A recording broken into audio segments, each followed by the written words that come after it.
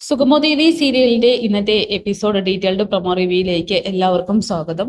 അങ്ങനെ ദേവികയെ ഭാർഗവിയും പ്രഭാവതിയും എല്ലാവരും ചേർന്ന് കുറ്റപ്പെടുത്തുന്നുണ്ട്.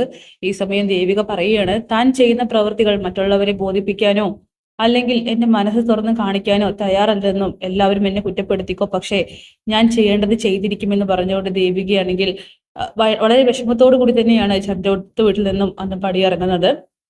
പിന്നീട് വീട്ടിലേക്ക് എത്തുന്ന ദേവികയോട് ശാരികയും രാധികയും കാര്യങ്ങളെക്കുറിച്ചൊക്കെ തന്നെ ചോദിക്കുകയാണ്. ദേവിക രാധികയോടും മാധവനോടും സത്യം തുറന്ന് പറയുന്നുണ്ട്, നന്ദുവിനെ മറ്റാരോ തട്ടിക്കൊണ്ടുപോയതെന്ന്.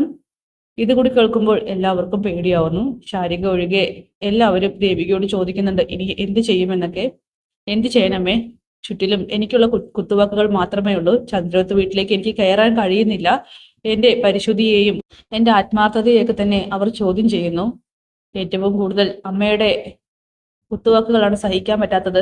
ഞാൻ ആ വീട്ടിൽ കാലെടുത്ത് വെച്ചതിന് ശേഷമാണ് ചന്ദ്രത്തിന്റെ പതനം തുടങ്ങിയതെന്നൊക്കെ പറഞ്ഞുകൊണ്ട് ദേവിക ആകെ വിഷമിക്കുമ്പോൾ ചേച്ചി ധൈര്യത്തോടെ ഇരിക്കുന്നു പറഞ്ഞുകൊണ്ട് ശാരിക ശക്തിപ്പെടുത്തുകയാണ് ചെയ്യുന്നത്. എന്തായാലും ഞാൻ എൻ്റെ ലക്ഷ്യം നന്ദനെ കണ്ടെത്തുക എന്നതാണ്. കണ്ടെത്തിയിരിക്കും. അതോടുകൂടിയിട്ട് ഞാൻ അവരുടെ ജീവിതത്തിൽ നിന്നും ഒഴിഞ്ഞു മാറുമെന്നൊക്കെ പറഞ്ഞ് അവളാണെങ്കിൽ കരയുന്നു.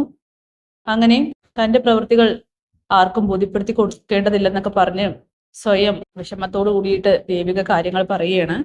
തുടർന്ന് ഋഷിയാവട്ടെ പ്രകാശന്റെ തന്നെ തടവറയിൽ മറ്റൊരിടത്താണ്. അവനെ നോക്കാനായിട്ട് ആകെ ഒരേ ഒരാളുള്ളൂ. അവനാണെങ്കിൽ കെട്ടിയിട്ട നിലയിലാണല്ലോ. ഋഷി തന്റെ ബുദ്ധി ഉപയോഗിച്ച് ആ കെട്ടൊക്കെ അയക്കുന്നുണ്ട്. അവസാനം ആ കാവൽ നിൽക്കുന്ന ആളെ ചവിട്ടി താഴെയിട്ട് പുറത്തേക്ക് ഇറങ്ങി ഓടുകയാണ് ചെയ്യുന്നത്.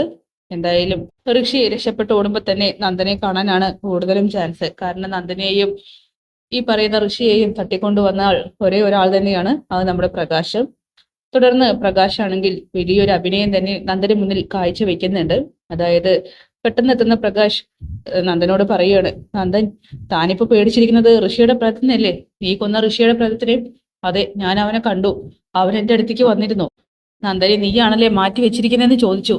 എനിക്ക് പേടിയാവുന്നു, അവൻ എന്റെ ചോര കുടിക്കാനായിട്ട് നടക്കുകയാണെന്നൊക്കെ പറയുമ്പോൾ നന്ദനാണെങ്കിൽ ആകെ വിറയ്ക്കുകയാണ്.